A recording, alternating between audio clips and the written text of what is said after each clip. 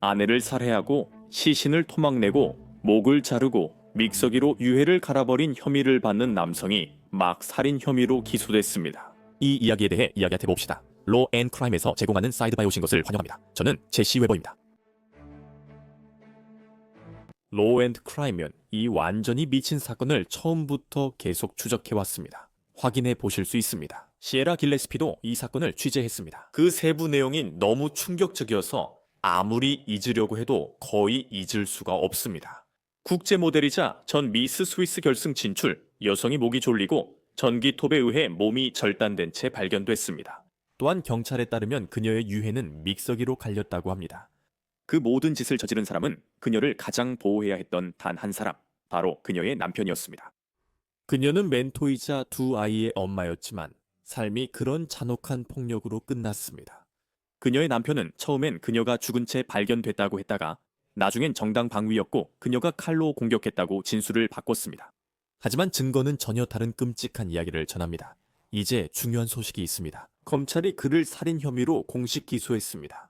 우리는 새로운 기소 문서를 자세히 살펴볼 것이고 그 집에서 실제로 무슨 일이 있었는지에 대한 소름 끼치는 세부 사항들도 알아볼 것입니다. 이것은 우리가 다뤄본 사건들 중에서 가장 충격적인 사건 중 하나입니다. 이 모든 사건의 중심에는 크리스티나 억시모비치와 남편, 그리고 스위스 법원과 언론에서 토마스로 알려진 남성이 있습니다. 스위스 개인정보 보호법 때문에 그는 토마스라는 이름만 공개되고 있습니다. 크리스티나 억시모비치는 스위스 비네겐 출신의 38세 여성으로 전직 모델이자 미스 스위스 결선 진출자이며 2003년 미스 노스웨스트 스위스 대회 우승자였습니다. 2024년 그녀의 경력은 변해 사람들을 돕게 됐습니다. 그녀는 자신의 워킹 코칭 사업을 설립했고 그곳에서 모델을 꿈꾸는 이들을 멘토링했습니다. 우리는 그녀가 젊은 여성에게 내면을 코칭하는 소리를 들을 수 있습니다. 제 이름은 크리스티나이고 워킹 코치로 나탈리의 무대 준비를 돕고 있어요. 첫 포즈부터 시작할게요. 자신감 있고 섹시해 보이고 싶다면 옆으로 한 걸음 나가서 몸을 돌리고 살짝 뒤로 기대세요. 그러니까 드레스를 입었다면 한 발 앞으로 내딛고 뒤로 기대서 다리를 강조해 보세요. 2017년 크리스티나는 결혼했고 남편 토마스와 두 딸을 키웠습니다. 겉보기에는 그들은 부유한 동네의 완벽한 가족 같아 보였어요. 그리고 말이죠. 크리스티나가 세상을 떠나기 불과 4주 전만나 해도 그녀는 고급 호텔에서의 로맨틱한 커플 여행 사진을 온라인에 올렸습니다.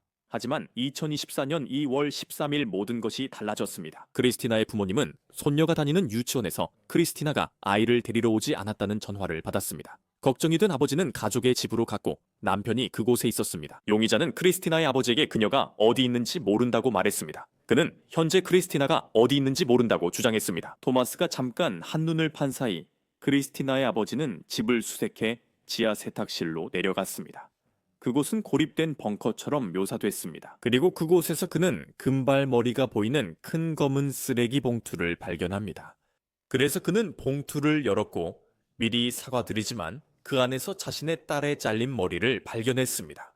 경찰이 현장에 도착해 사건을 인계받았습니다. 크리스티나의 남편은 그녀의 죽음과 관련해 체포되었습니다. 하지만 이제 몇 달이 지난 지금 우리는 중대한 새로운 전개를 맞이하게 되었습니다. 12월 10일 크리스티나가 발견된 지 거의 10개월 만에 검찰청은 수사를 마무리하고 공식적으로 기소했다고 발표했습니다. 크리스티나의 남편은 공식적으로 살인 및 사체훼손 혐의로 기소되었습니다. 이 내용을 분석하고 법정 양측을 경험한 전문가 의견을 듣고 싶습니다. 형사 변호사이자 전 검사사파 로빈슨 페로입니다. 시간 내주셔서 감사합니다. 이 사건이 매우 다루기 어렵다는 걸 압니다. 하지만 이는 우리가 가정 내 살인 수사에서 자주 보는 문제를 다룹니다. 처음엔 내가 그녀를 발견했다였다가 나중엔 정당방위로 그녀를 죽였다로 진술이 바뀌었습니다. 여기든 해외든 상관없이 전직 검사이자 변호사로서의 당신 관점에서 수사관들은 보통 이런 사건을 어떻게 파헤치나요? 처음엔 내가 그녀를 발견했다더니 이제 정당방위였다고 하니 이게 큰 문제 아닌가요? 당황해서 그랬다고 할 수도 있겠지만요. 그는 누군가가 정당방위를 바로 믿을 거라 생각하지 않았을 수 있습니다. 반면에 지금으로서는 그것을 뒷받침할 만한 어떤 것도 없는 것처럼 보입니다. 근데 이런 경우에는 피고인이 사실상 잡혔다는 걸 깨달을 때까지 정당방위 주장이 자주 나오지 않는 것 같아요. 그리고 그들이 설명할 수 없는 것들이 있다는 거죠. 예를 들어 범죄 현장에서 자신의 DNA가 발견된 것을 설명할 수 없다는 거예요. 그리고 물론 이 경우에는 두 사람이 함께 살았을 수도 있죠. 하지만 그 범죄를 다른 누군가가 저질렀다는 증거는 없어요. 이 사건과 관련된 사건의 시간대는 완전히 확립되어 있어서 이 경우에는 남편 외에는 범인이 될 수 있는 사람이 없었어요. 종종 알리바이나 그런 것도 없어요. 가정폭력 사건에서는. 그리고 우리는 이런 말을 자주 듣는데 수사관들은 처음에 배우자, 즉 남편이나 아내를 가능한 용의자로 봐요. 왜냐하면 안타깝게도 이런 경우에는 대개 그런 사람들이 가정 내 살인 사건의 책임자인 경우가 많기 때문이에요. 수사관들은 보통 그런 곳에서 수사를 시작해요.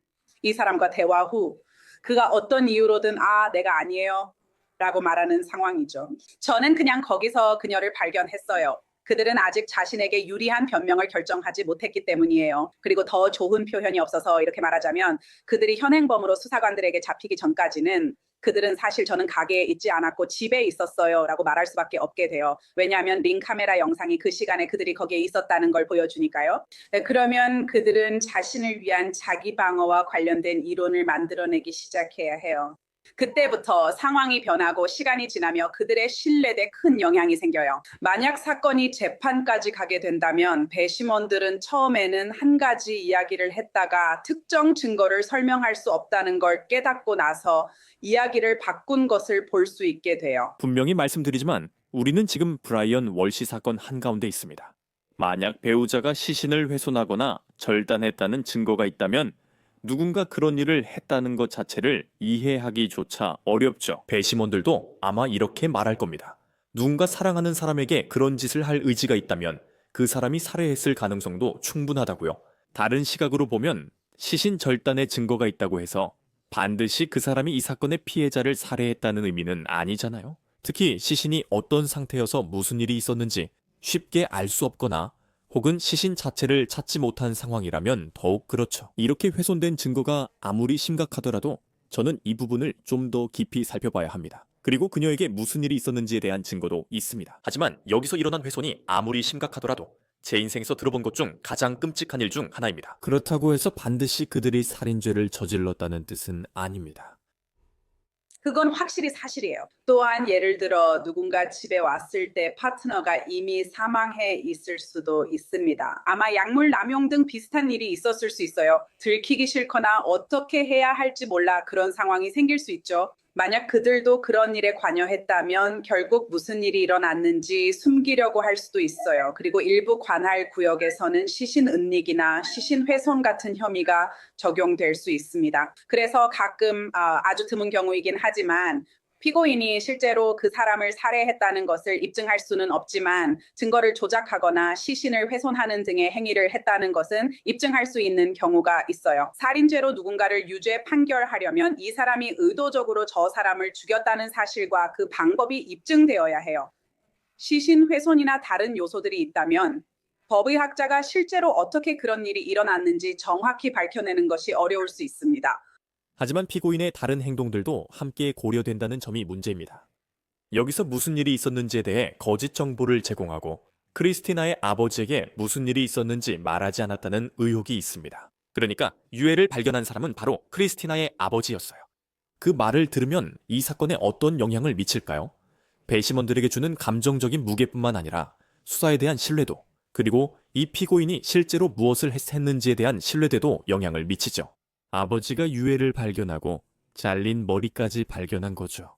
그게 큰 요소가 될 거라고 생각합니다. 반드시 고려해야 할 부분이죠. 정말 그래요. 그리고 배심원들이 아버지, 즉 부모가 자기 아이가 그렇게 끔찍하고 참혹하게 훼손된 모습을 발견했다는 이야기를 들어야 한다면 정말 가슴이 찢어질 거예요. 그런 상황에서는 그 아버지와 피해자에게 자연스럽게 동정심이 생길 수밖에 없죠. 여기 이 사건에서 지금 판사는 항상 적어도 미국에서는 배심원들에게 동정심이 평결에 영향을 미쳐서는 안 된다고 지시할 거예요. 하지만 배심원들도 인간이기 때문에 그런 감정이 개입될 수밖에 없어요. 그뿐만 아니라 저는 배심원들이 그것에 대해 고려하고 생각하게 될 거라고 생각해요. 그리고 우리는 이 사건과 그것이 어떻게 일어났는지에 대해 조금 더 알고 있지만 배심원들도 이런 점을 생각하게 될 거예요. 만약 두 사람이 함께 살았다면 왜 아버지가 그녀의 시신을 이런 식으로 발견했는지 남편이 아니라는 점을 궁금해 할 거예요. 그리고 만약 남편이 그녀를 이런 식으로 발견했다면 왜 즉시 911에 전화하지 않았는지, 왜 바로 도움을 주거나 응급조치를 하지 않았는지 그런 점들도 생각하게 될 거예요. 하지만 다시 처음으로 돌아가서 이런 사건들에서는 많은 경우 배우자가 책임이 있는 경우가 많고 수사관들이 이런 관계의 특성 때문에 배우자를 주목하게 된다는 점이에요. 저한테 설명해 주실 수 있나요? 여기 상당한 시간 차이가 있는데요. 체포와 공식 기소 사이에 10개월 정도의 강역이 있었던 거죠. 형사법 시스템은 잘 모르겠지만 외부에서 보면 정말 긴 시간처럼 느껴져요. 당신의 경험에 비추어 볼 때 그런 지연이 발생하는 이유는 무엇이고 어떤 복잡한 포렌식 수사 과정이 그 이면에서 진행되고 있을 수 있을까요? 그건 확실히 긴 기간이에요. 하지만 여기서 중요한 역할을 했을 것이고 실제로 작용했을 것으로 보이는 것은 포렌식이에요. 그리고 피해자에 대한 의학적 검사와 독성학 보고서도 포함돼요. 이 사건에서 사망 원인과 사망 시점 등 모든 것을 완전히 규명하기 위해서는 독성학 검사와 의학적 검사가 필요했기 때문에 이런 절차들 때문에 시간이 오래 걸렸을 가능성이 높아요. 이런 사건에서 법의학자들은 독성학 검사를 포함해 여러 가지 검사와 조사를 반복해서 진행해요. 사망 원인이 무엇인지 다시 한번 확인하기 위해 시신을 검토하는 것도 포함돼요. 그리고 여기서는 결국 시신이 훼손되기 전에 목이 졸렸다라는 결론이 내려진 것 같아요. 그래서 그런 모든 요소들이 작용하고 시간이 걸려요. 정말 시간이 걸리기 때문에 아마도 우리가 여기서 10개월이라는 공백을 보게 된 이유가 그 때문인 것 같아요. 또한 수사관들은 목격자들과 면담하고 사건의 타임라인을 맞추고 피고인에 대한 사건을 확실히 다지기 위해 꼼꼼하게 조사를 해야 해요. 그리고 그런 일들도 역시 시간이 걸려요. 저는 검찰 측 사건의 근간부터 시작하고 싶어요.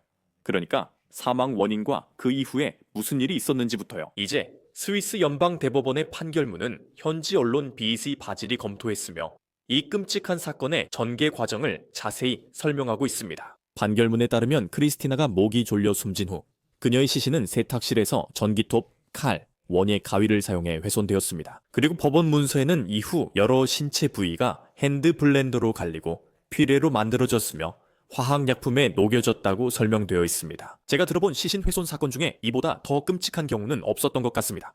시신을 처리하는 방식도 그렇고요. 살해 방법과 사용된 도구들이 모두 드러났습니다. 하지만 법원이 피고인의 행동을 평가한 점이 두드러집니다. 왜냐하면 법원은 그의 모든 행동이 심각한 폭력 성향을 나타낸다고 적었기 때문입니다. 법원은 그가 사디스트적, 사회병적 특성을 보였으며 아내를 살해한 후에도 높은 범죄 에너지와 공감 결여, 냉혈함을 드러냈다고 또 했습니다. 사파, 나는 그 결론이 놀랍지 않다고 생각해. 그런데 법원의 저런 표현이 사건에 어떤 영향을 줄까? 그게 당신에게 어떤 의미인가요? 그 결론도 역시 놀랍지 않아요. 그리고 제가 정말 주목했던 점, 그리고 제게 정말 인상 깊었던 것은 바로 범죄적인 에너지였어요. 그래서 법원이 이런 결론을 내렸다는 것은 그들이 사건의 사실에 대해 스스로 평가를 했다는 것을 의미해요. 아마도 심리나 다른 정보, 문서, 진술서 등을 검토하고 전체적으로 고려해서 사건에 대한 의견을 제시했을 거예요. 그리고 다시 말씀드리지만 미국에서는 판사들이 실제로 그렇게 하지 않아요. 판사들은 재판이 실제로 진행될 경우 어떻게 할지 판사실 회의나 비공식 자리에서 의견을 낼 수 있어요. 하지만 이 법원은 이 특정 피고인이 그런 사디스트적인 성향과 범죄적인 에너지를 가지고 있다는 점을 아주 분명하게 밝혔어요. 그래서 저는 이 사건이 어떤 방향으로 흘러갈지에 대해 법원이 우려하고 있다고 생각해요. 그리고 사건의 진실성과 결국 내려질 수 있는 어떤 유죄 판결의 진실성을 보장하고 싶어 해요. 그리고 이건 누군가가 당황해서 시신을 처리하려고 한 상황이 아니었다는 점을 분명히 하고 있는 것 같아요. 이번 부분에서는 제가 여러분께 다른 내용을 읽어드릴 건데 이건 정말로 듣기 힘든 내용입니다. 그래서 부검 보고서의 세부 내용이 다시 한번 법원의 판결문에 인용된 대로 훨씬 더 구체적으로 드러났습니다. 왜냐하면 데일리 메일의 보도에 따르면 이 보도는 부검 결과를 직접 인용하고 있는데 참수 사실을 확인해주면서도 독특하고 의도적인 훼손, 즉 피해자의 자궁만이 정교하게 제거되었다는 점을 언급하고 있습니다. 자궁이 유일하게 적출된 장기였습니다. 그리고 법원 자체에서도 이것을 의도적인 훼손 또는 의식적인 신체 훼손의 증거로 언급하고 있으며 이는 항소인이 정신질환을 가지고 있다는 것을 나타낸다고 보고 있습니다. 바로 그 부분부터 시작하죠. 4파. 왜 자궁을 제거했을까요? 제 생각엔 이게 사건을 더 심각하게 만드는 것 같아요. 이미 충분히 심각한데 이 사건이 다른 사건과 다른 점은 뭘까요? 분명히 자궁에만 해당되는 중요한 질문이에요. 있잖아요. 이런 걸 생각하게 돼요.